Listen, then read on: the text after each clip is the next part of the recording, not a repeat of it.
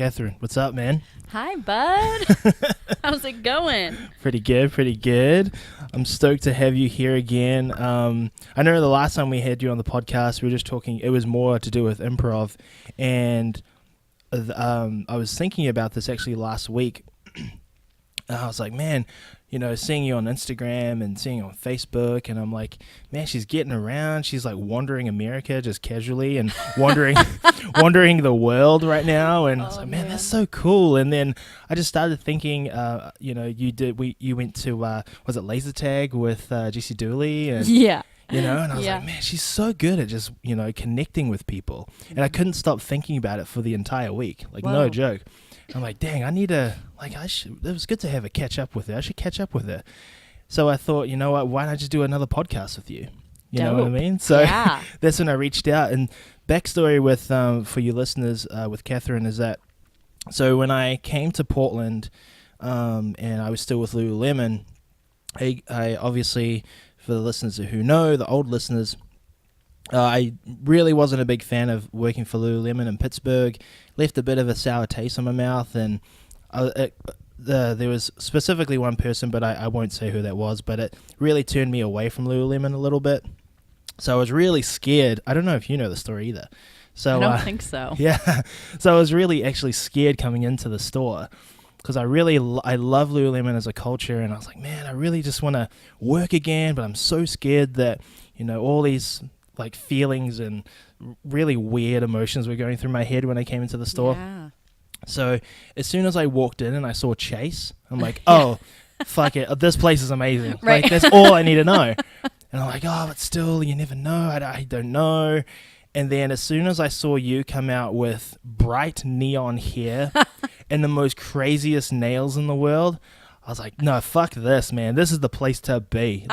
This is it. This is it. No joke. And all those worries and self-doubt and those stories that I was creating in my head, they all went away. And that was when I met you. No joke. You made coming into Lululemon just so easy. You know what I mean? And you made that transition for me and coming into, essentially a new place. We were only in Portland for 2 weeks. You made it easy for us. Well, for me. I'm really glad that my hair and nails could do that. Yeah. Do that for you. Make you feel right at home. It just made me feel comfortable. You know what I mean? It just made me feel like I could just be me. You know what I mean? And now Kathryn is obviously, she's not with us at the Lululemon store that I work for, but again, going back to your feed, you're just so good at connecting with people. Just so good with interacting with people. I saw you at Ben Kenyon's event that he had a couple weeks ago or something like that, and I'm like, man, there's Kathryn Yamil, just keeping it casual. You're just so good at connecting with people, and you're not doing it, and I could tell you're not doing it just for the sake of doing it. You genuinely give a fuck about the person. Yeah. You know what I mean? And I know I'm just blowing smoke up your butt right now, but I mean, we're already 3 minutes into the show, and it's just a big brag thing about Kathryn right now. But no, seriously, you're just so good at connecting with people. And what do you think makes you so good at creating those connections? Because you're from Portland, right? Yeah, born and bred. So what makes you what do you think makes you so good at being that connector of people and personalities? Oh man, that's a loaded one, D. Yeah, man. I've been thinking about these questions nonstop. As soon as I asked you, I wanted you to be on the show. Everything that I have wanted to ask you, that was, on our previous podcast, I realized that there's more to you than just improv. You know what I mean? And that's why I wanted to get you on. So yeah. Cool. Yeah, it's funny. It's as you ask that question, I wish I could take off part of my head and you could see the highlights reel that's going through my brain right now. Yeah. That I feel is actually there's a rom-com montage of my life that actually gives a more appropriate answer than I will be able to totally verbalize. Yeah. But I think it's a culmination of a lot of experiences in my life, a lot of people who've influenced me, and a lot of choices and mindfulness, choosing who I want to be for the people around me. Right. And I think back and I think of a few things. I can remember in first grade being in Mrs. Kirkmeyer's class, Mrs. K.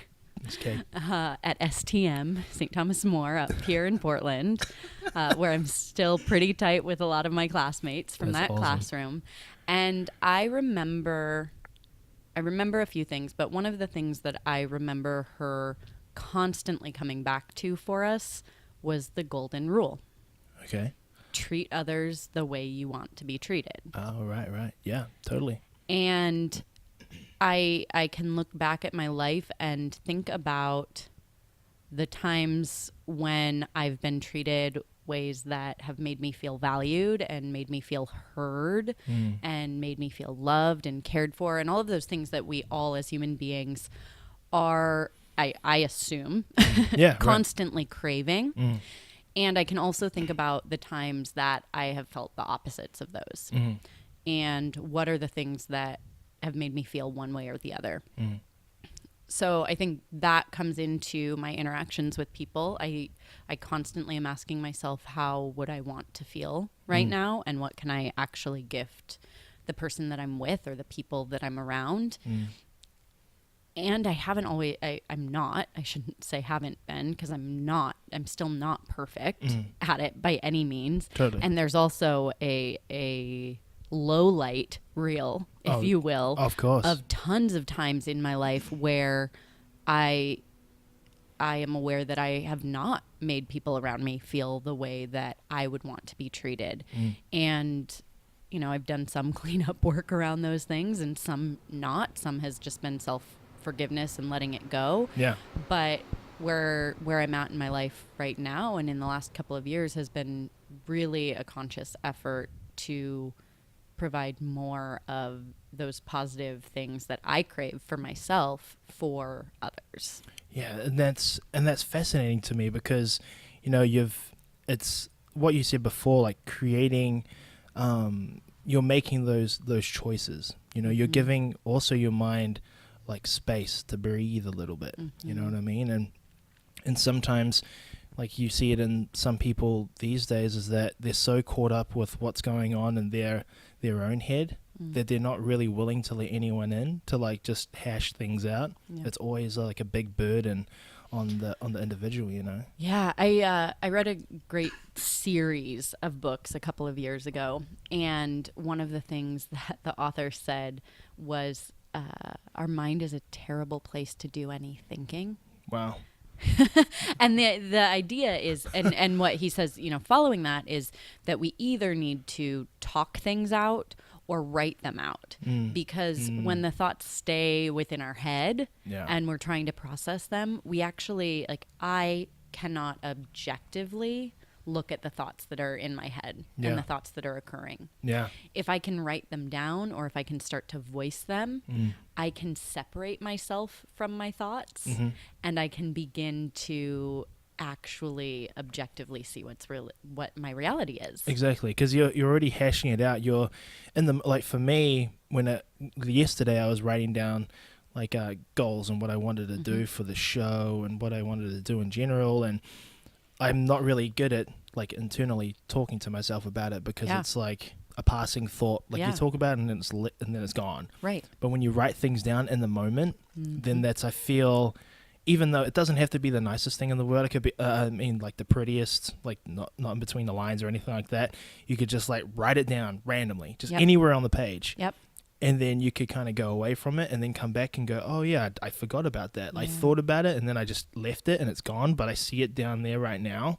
And you can either like, you know, hash things together, like put things together to make like this one ultimate goal like come true, or, you know, you can throw things away, you know, things that just don't work. Right. But I totally agree with that mindset, is that talking to other people, and it's about accountability as well. You know what I mean? Yep. Like, you know, at Lululemon we're very, very big on goals and like how you meant to hold yourself accountable if no one's gonna hold you accountable. You know what I mean? Totally. And if I never say something out loud, then there's no commitment to it. Or if I never write it down, there's no commitment to it. And if I never share it, if I never achieve it or accomplish it, nobody knows. Yeah. Then it's kind of gets tucked away. Yeah. Like, okay, I didn't achieve stingy. it. Yeah, totally.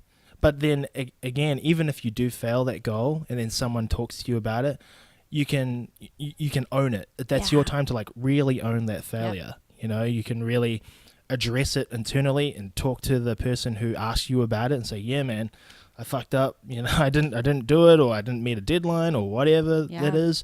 Actually, there's a person at Whole Foods that works at Whole Foods, and he has a comic book coming out, and I ask him every single day, like on my break, on my 10-minute break, I go, how's a comic book coming along? It's like, oh, the deadline's this week, you know, we're all kind of, you know, da-da-da-da-da. And in my head, I'm like, I wonder how many people, like co-workers of his, knows that he's got this cool comic book coming out. You know what I mean? Like, is he, like, telling people about it? Or am I the only person that's just a random stranger to this guy?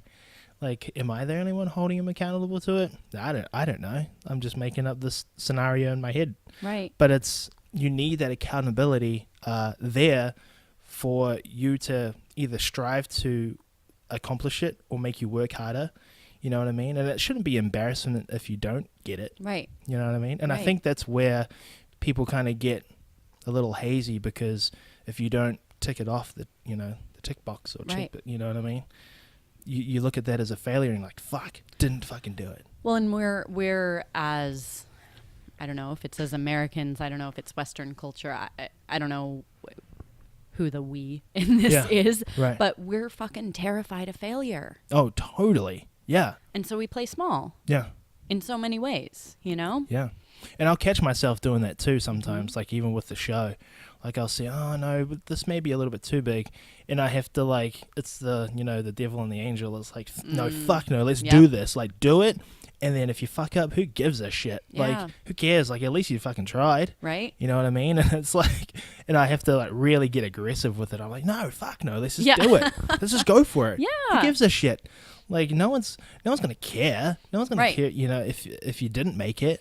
And plus, like, if I do, again, going back to the sharing with other people can, you know, light a fire at my ass to get me going into it. You know what I mean? What do you think? Why do you think that Western culture or Westerners are like that? You know, that we set the boundary so low. Right. You know what I mean? What makes you think that Westerners or Western culture? Why do you think we do that? Ooh. I mean, maybe it's part of the American dream. Yeah. And that culture that, you know, has always been said. It's like Americans start out with this much and they're going to, you know, pull themselves up by their bootstraps and you know, create anything from it.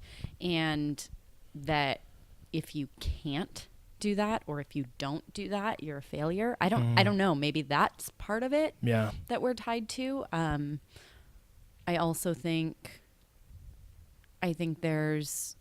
social media probably plays a big part in it, and the comparison game. You know, that is a little tricky into like the comparison game. Yeah. And again, I'll catch myself doing that all the time. Yeah. Like, oh, man, this guy just started the show or just started his business, and he's like going for it, and I'm just kind of still fucking working hard over here. I'm trying to fucking make it. But it's like, I don't give a shit. You should be stoked about this other person. Like, fucking support that guy or girl or whoever it is. Let's support them. Yeah. Because then it'll make me feel good. Yep. Like, if I'm not doing just as good as that guy, then don't worry about it. Right. You figure it out later. Like, you know what I mean? And I'm a big fan of that. Like, trying to just tell myself that don't worry about all the other shit that you see on Instagram or Facebook or whatever other social media platform that you got. Just worry about what you're doing, and it'll all come along in the end. Yeah. Do you think it's a generational thing as well? Like you know what I mean? Interesting.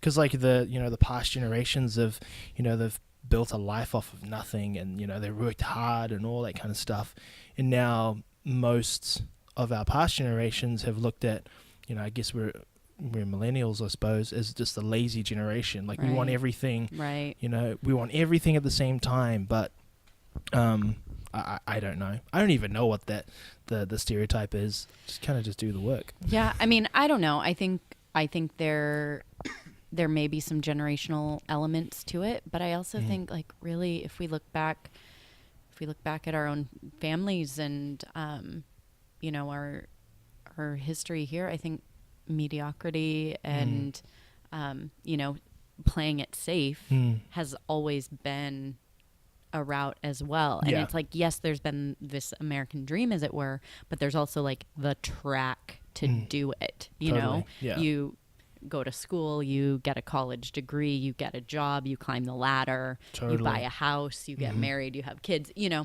And so even that in its own right is like, it's safe to a degree. Totally. And so I think what's happening now is we've, as millennials or whatever the F we are,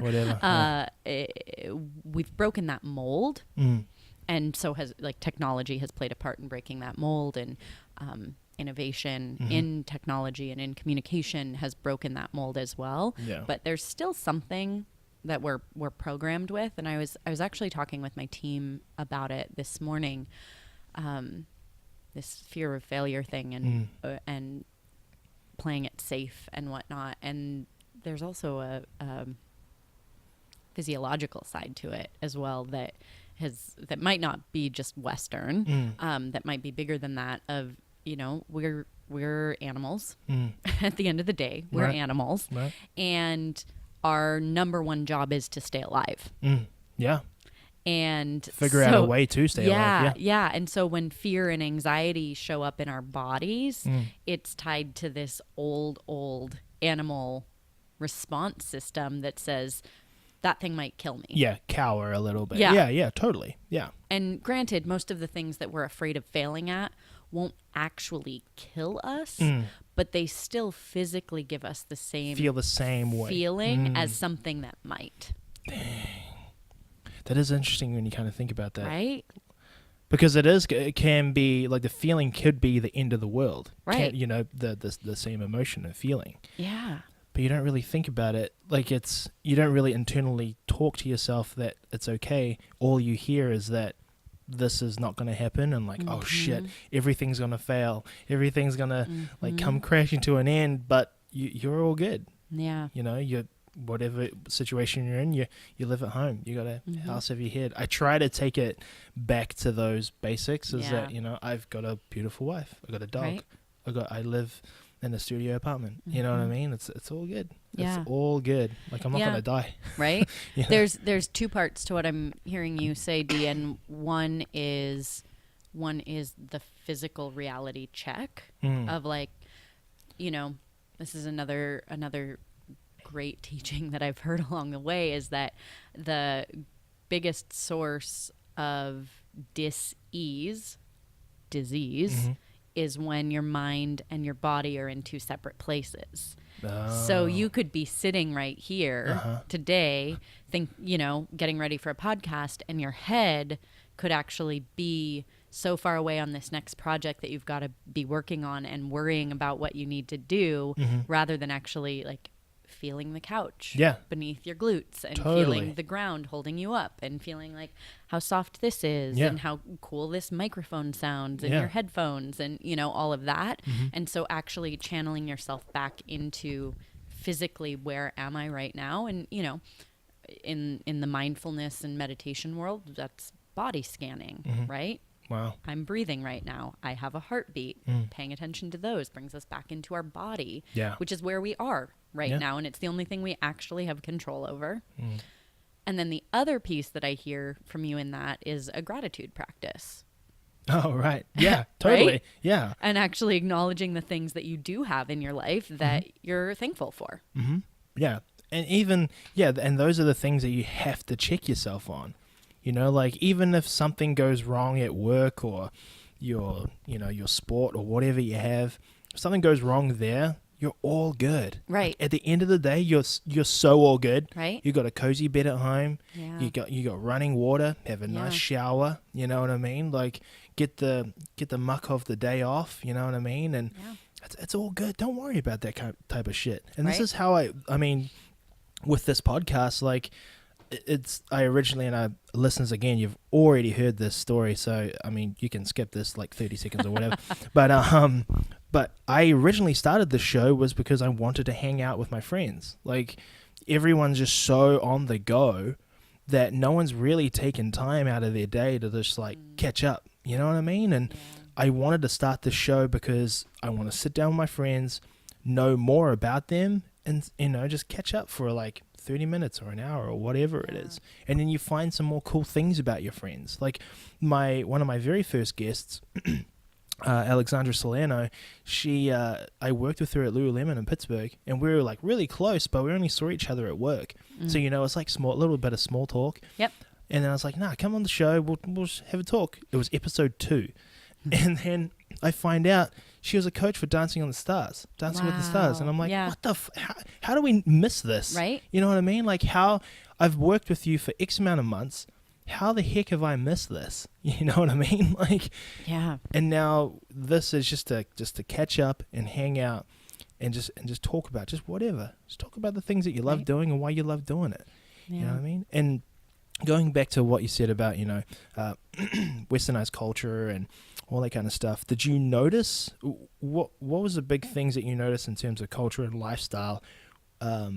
Obviously, they're going to be big, but when you went to, did you go to Tokyo, Japan? Yeah, I was, my partner Yamil and I went for 2 weeks in the fall to Hong Kong, Taipei, and Tokyo. Taipei. Yeah. Dang.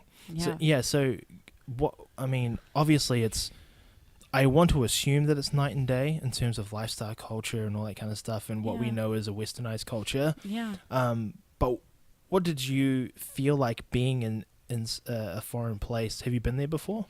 I had not. No, yeah. No, I hadn't been to any of those. So first time being in those places, what was anything? Were you shocked by anything, or you're like, wow, that's crazy? Man. You know what I mean? Yeah, that's a really good question. You know, just being a foreigner and... Yeah, I think... I think the biggest thing that always comes up for me when I travel, especially when I travel like internationally outside of the United States, is the legacy and the age of things. Oh, and okay. You know, the fact that you may walk on a street or look at a building that is older than our country. Wow. You know? And it's preserved. Yeah. Really? And so that's something that always fires me up in traveling. For us, man, I think it's interesting to see the slingshot back and forth of in some cases inspiring and in some cases stealing or appropriating culture, and how that, you know, can slingshot back and forth between different cultures, especially on a global level. You know, we freaking love ramen. Like, look at the number of ramen shops that are in Portland, right? You're right. Yeah, there's a lot. Yeah.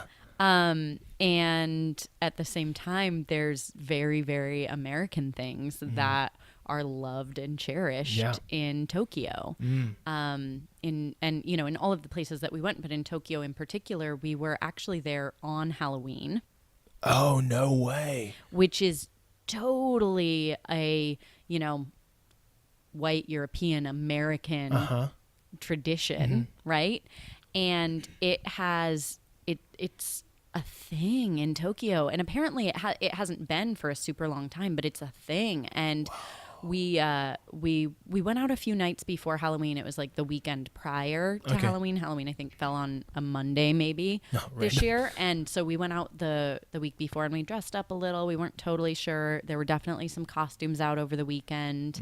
And then on Halloween day itself, we were back at our Airbnb, pretty wiped from our day of wandering around, and turned on the TV. And on TV, there was a Halloween special. And it was a Halloween special, the same way that, like, for example, one of my favorite holiday specials that I've seen in several years was the Lady Gaga Muppets Christmas special. Okay. That's cool. Where it's like, it's kind of this like cabaret. It's generally got like one or two key stars of the show, and they're doing some songs, some maybe that you've known, some that are specific to the holiday, some that are specifically their like #1 pop single. Gotcha. And then some that are maybe brand new, written just for this special, right? Whoa, that's kind of cool. And they had this Japanese Halloween special that was like the same structure of songs and sketches and guest stars. And it was such a cool and special thing to get to watch. Granted, it was in Japanese. I do not speak Japanese. It was not subtitled. So we were making making the best of following the story through, you know, something that is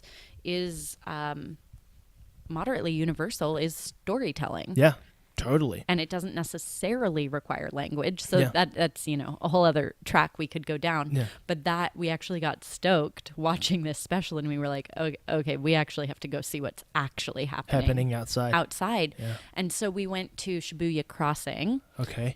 Which is essentially, if I had to compare it to something that we'd be familiar with here in the States, Times Square. Okay. Yeah. Yep.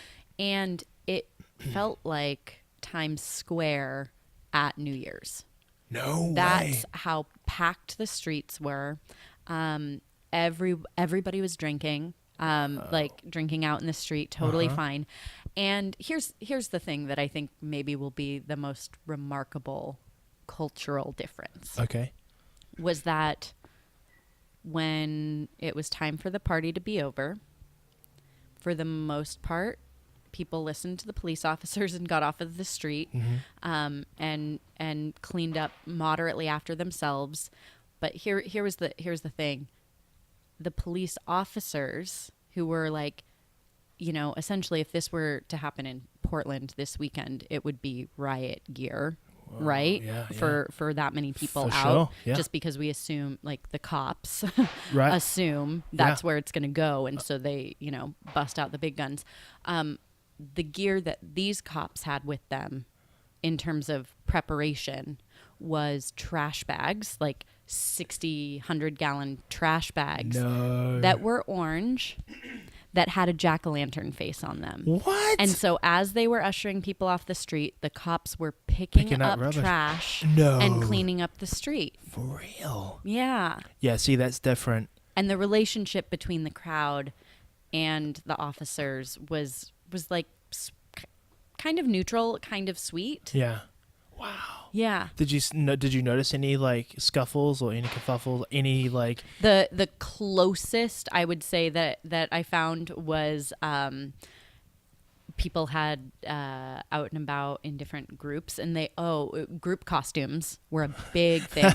Like, it was not uncommon to be walking through the crowd and all of a sudden come up on 15, and not group costumes where it's like, we're going as the Wizard of Oz, so I'm going to be Dorothy, you're going to be the Cowardly Lion, our friend's the Tin Man, we've got Toto the dog.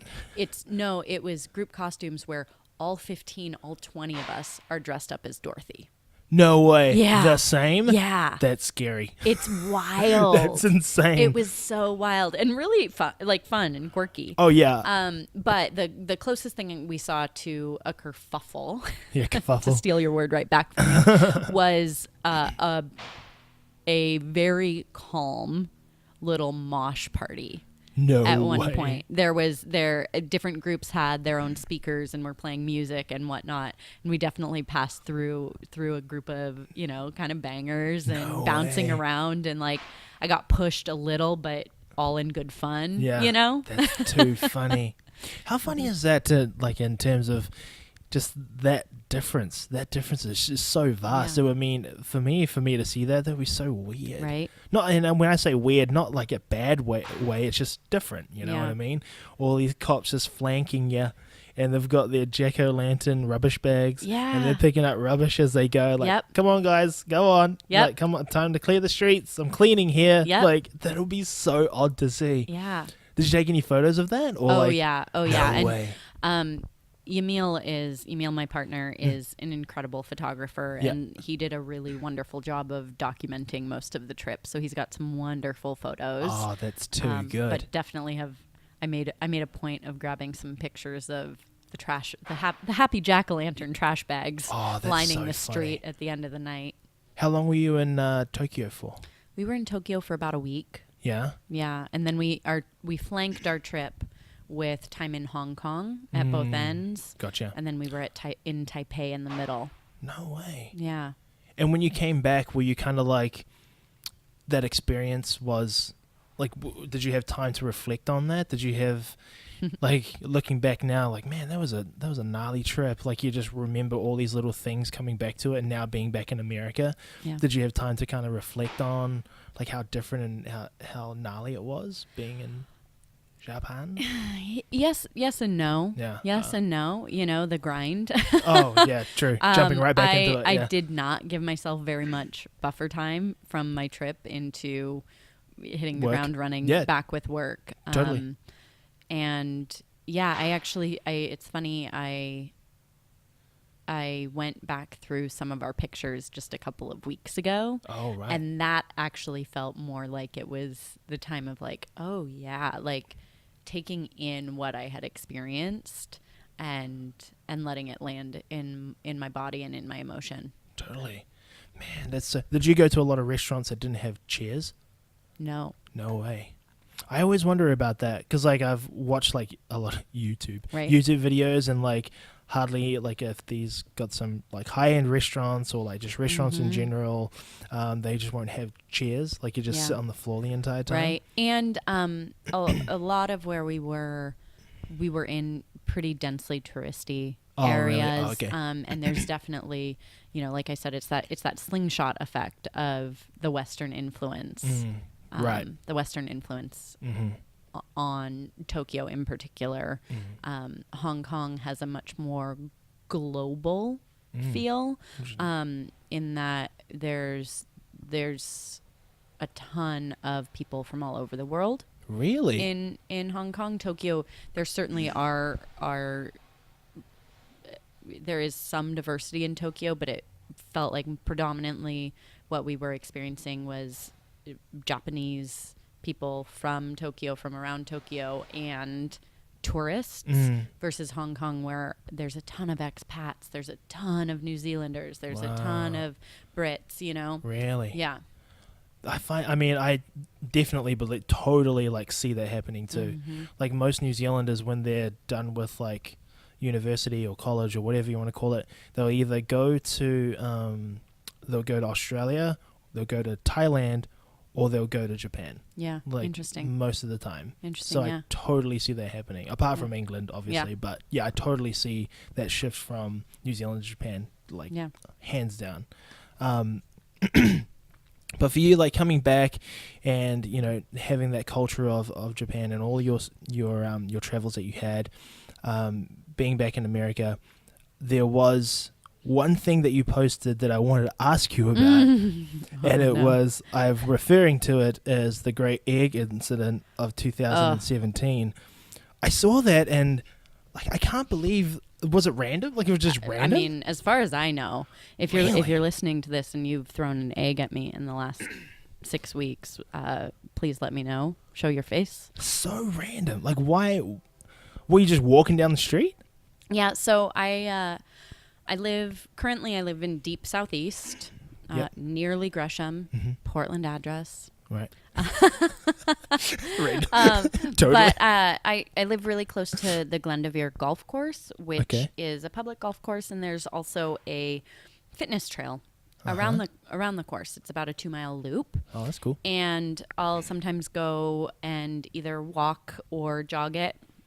Wow. And I was out walking it on this particular day. It was a pretty beautiful day. God, what month is it? Is it May? Oh my God, it's May. I know, Good bro. Lord. It's going fast. Good Lord. Yeah, man. So this was March or late March, early April, and I sometimes will walk to it from my house, but I was out and about, so I parked in their little parking lot that's on the opposite side of the golf course entrance, and I was walking the loop, and it's fairly protected except for the side that you're walking in front of the golf course parking lot. So I was walking, I was just about to pass in front of a car that was pulling out of the parking lot, and I saw kind of in my periphery a couple of white things flying at me. No way. And I'm by a golf course, right? So my first thought goes to rogue golf ball. Yeah, rogue golf ball. And I'm like kind of preparing myself to get hit, but I wasn't quite fast enough. I couldn't quite tell where it was coming from. Also, where I was actually at, it makes no sense whatsoever that a golf ball would hit you right there. Like none. Yeah. None at all. But that was just where my mind went at first. And then one hit me on the thigh, and it was freezing cold. And so my brain, because I'd seen like white thing coming at me, my brain went to, did someone just throw a fucking snowball at me? No. I'm like, where the hell did I'm mildly mad, but I'm also kind of impressed that someone has a snowball in like the middle of spring in Portland. Right. Like, did they save it from the snowstorm and just had it in their freezer? Yeah. Like, that's dangerous. It could be solid ice in the middle. Totally, yeah. And so I'm kind of in shock, and I realized that it wasn't a golf ball, and I realized that it has come from a car that was driving on Gleason. And I didn't get a look at the car. I didn't didn't see who. Because why would you think, right? No, I was still in the, where did this rogue golf ball snowball come from? Yeah.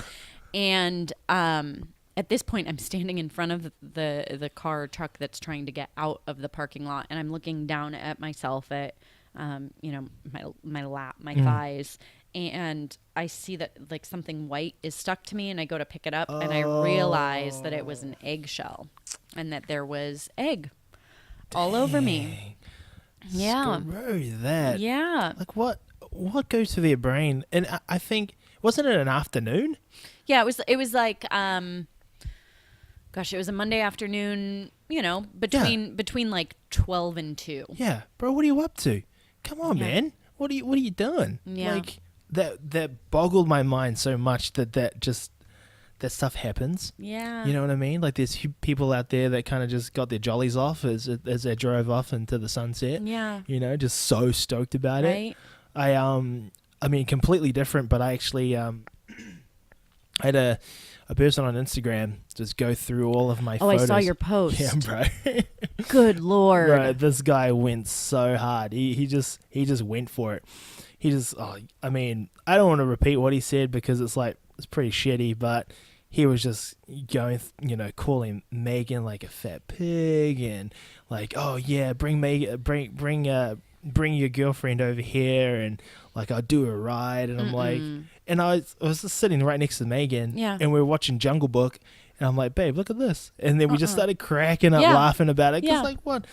In my brain, I'm like, Megan doesn't want you. Right. You think? Yeah, I was like, logic always goes through my head first, and I'm like, this guy's calling me, slang for gay, a really bad, really, really, really bad term.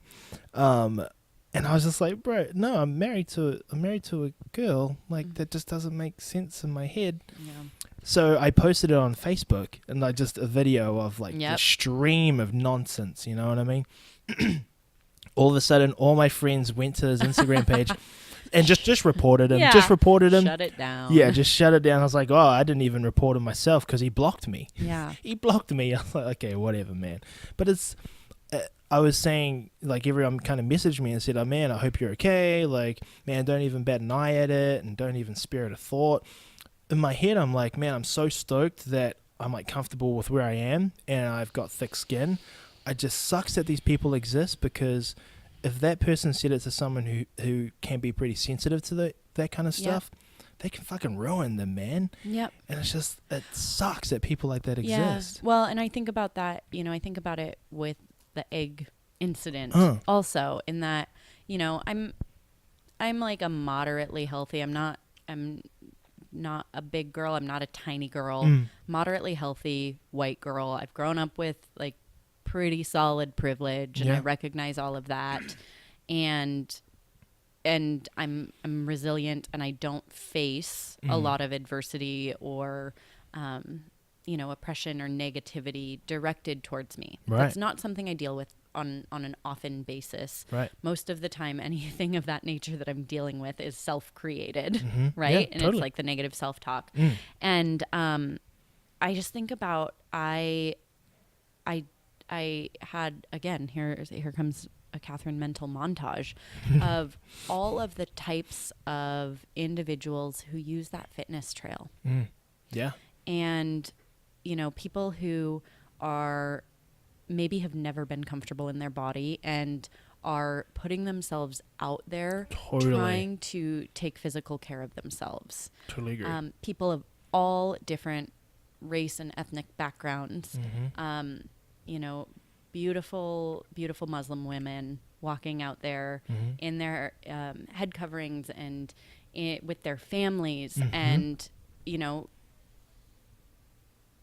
choosing to be in a public place for the sake of their health and their well-being. And all I could think is, what if those eggs had hit somebody else? And what could that do to a person who deals with adversity and oppression on a daily basis or hourly basis? Totally. And who's to say? I don't know anything about the person that threw the egg. Yeah. I don't know anything. My guess is they've got their own battles that they're fighting. Yeah. And I don't know what side of the table they sit on, Right. But and shit like that does happen to people less resilient than you and me on a daily, hourly, minutely basis. Yeah. And that's horrifying. Yeah, man.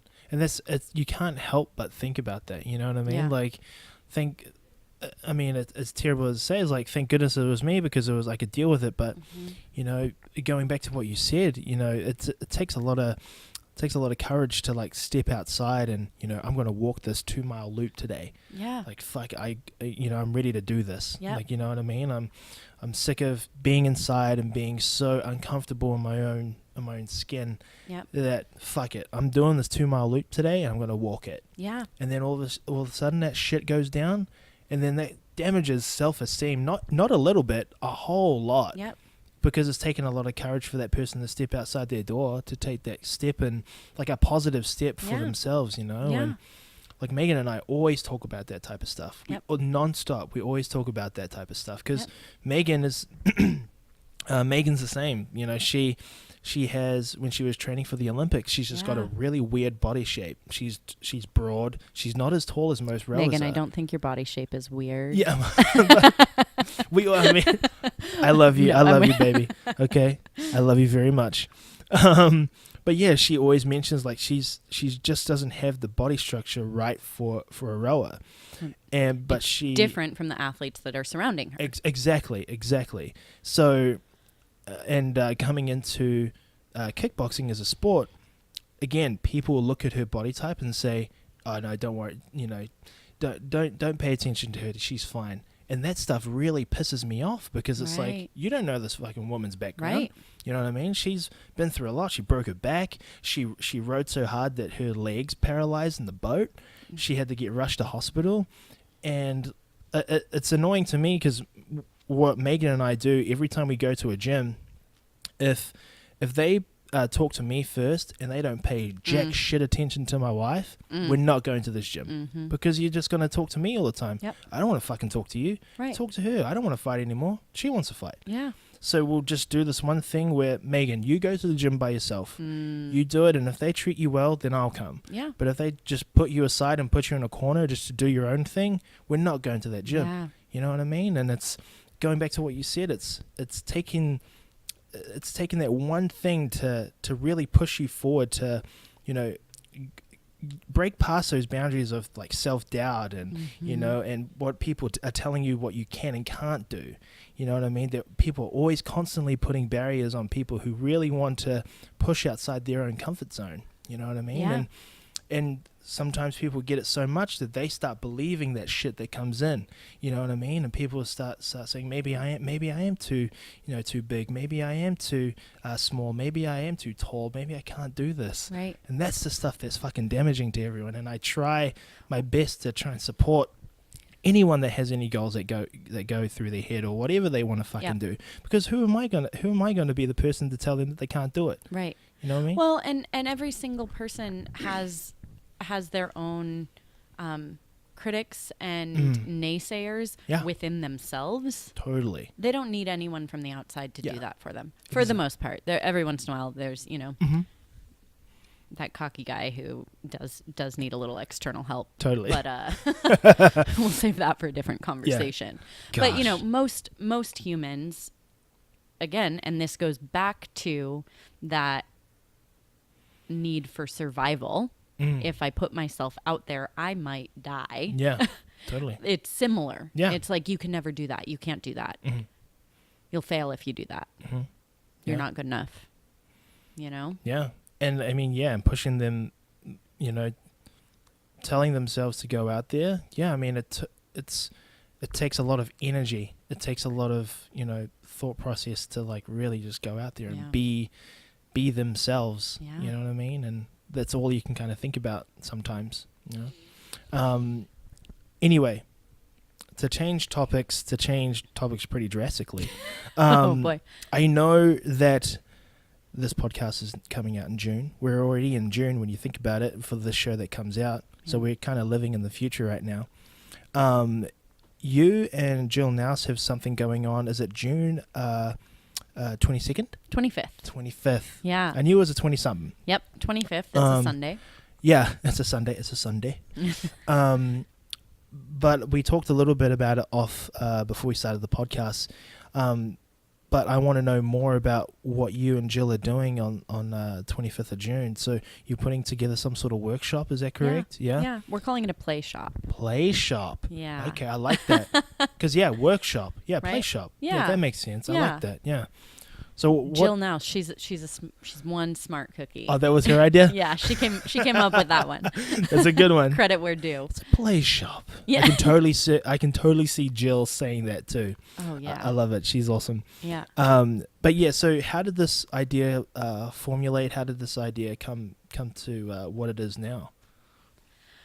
Do you want to know something really funny that I'm realizing right now in this moment? I better laugh. I mean, I don't know if I'm going to get you like a belly laugh out of this one. There we go. Okay, thanks, Steve. Is that I actually had the idea and called Jill to talk about it, I'm pretty sure, on the same day as the egg incident. No way. Yeah, I was definitely walking on the trail, that's part of walking and part of fitness for me is it's about clearing my head and creating space for creativity and ideation. And I where do I even want to begin with this? At any rate, I've been working on trying to figure out how to share some of the work that I've been doing and providing for people in a bigger way. And as I was on this walk, I thought about, maybe there's someone that I can partner with, or maybe there's another way to tap into this work for people. Right. And I've done this work with Jill's teacher training. Okay. So Jill has a wonderful program called Elevate. It's a 200-hour yoga teacher training program, and she also has a mentorship program with that. That's cool. That is wonderful.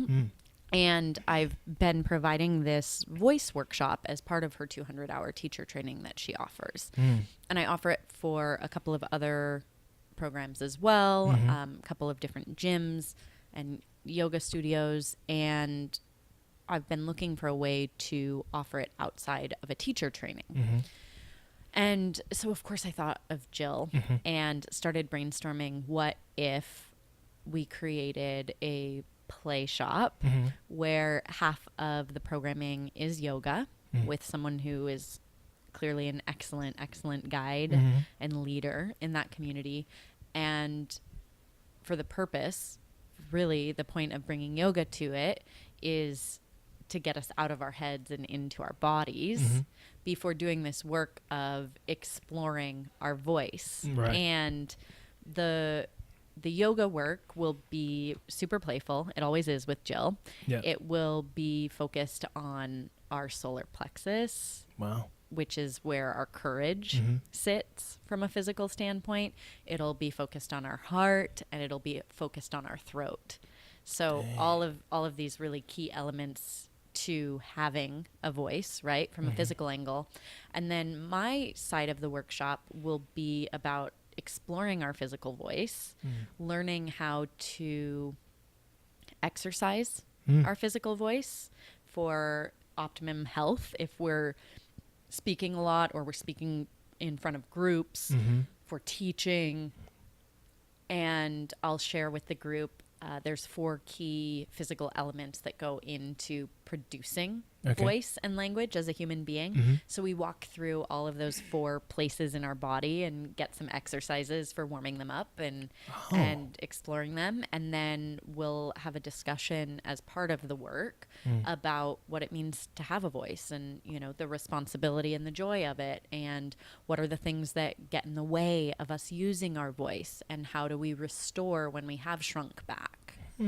Yeah. Interesting. That's because I remember actually coming to you one time and telling you that, you know, public speaking like freaks me the fuck out. It was actually, I remember this, it was actually at a staff meeting. I think I came to you either before or after. It was probably after. And I asked you for like tips about, you know, how to be more confident with public speaking. And because I had to talk in front of the, you know, our staff at our staff meeting, I had to talk in front of everyone. And even though I see these people almost every day, I still got nervous. Yeah. Like I've never really felt that before. Like, I mean, I'll get it now and again, but I see these people all the time, but I can't even, you know, I think it's a little scary for me when everyone's listening and everyone's looking at you. They might and kill you. They might with their eyes, right? But yeah, and now, you know, going back to what you said, is that, you know, how to use our voice and how to really take advantage of our voice, and what is holding us back from you know, the use of our voice, and how we want to speak and be heard.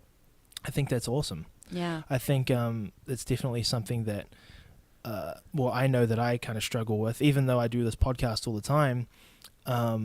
It's a little different because no one's like, we don't have an audience, right? Or anything, you know what I mean? And you get to vet it before you publish it. Yeah, pretty right? much. Yeah. You get to decide. Yeah, I sounded like a creep. I'm cutting that. Yeah, right. Totally. I try not to edit it as much as I can. I know. But there are times where I'm like, yeah, I'm breathing too heavily into the microphone. I need to like cut that out.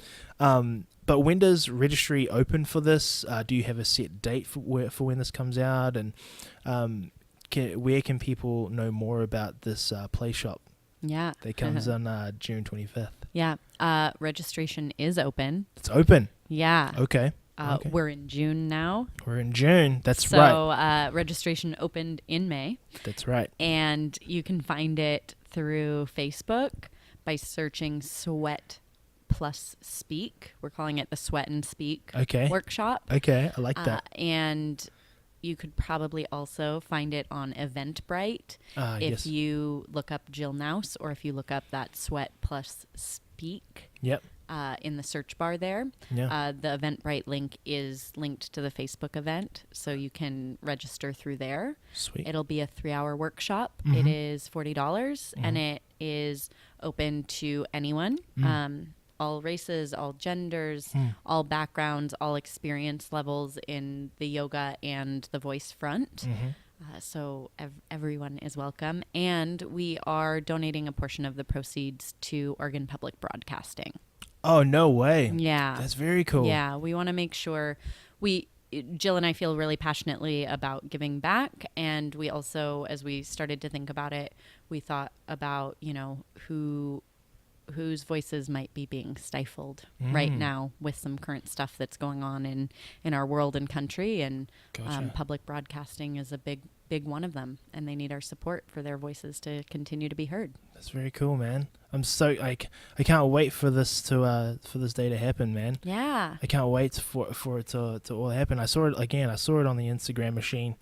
I keep calling it Instagram machine. I know. I was going to ask you about that. I don't know why. I kind of like it. Yeah, kind of. Should probably stop, but yeah, that's all right. Yeah, I saw it on Instagram, and I was just so intrigued by it. So that was I'm excited for June 25th to come around. It's on a Sunday. All right. So Sunday afternoon after your... What time is it going to start? 2 o'clock. 2 o'clock. Yeah. See? So you can get brunch in. Yep. You know what I mean? Float on by. 2 to 5. Do your thing. Home in time for supper. 2 to 5, just in time for supper. Totally. We'll wrap it there. But hey, thank you very much, Kathryn, for being on the show today. I really appreciate it. Yeah, my pleasure. I was so excited to have you on the show today, and I'm glad you could do it. Thanks, Dee. Yeah, man. Sweat and Speak. Sweat plus Speak. Search it on the Facebook machine. Stop saying machine. Search for it on Eventbrite under Jill Nouse or the Sweat plus Speak, and you'll see all the details there. Okay? Bye-bye.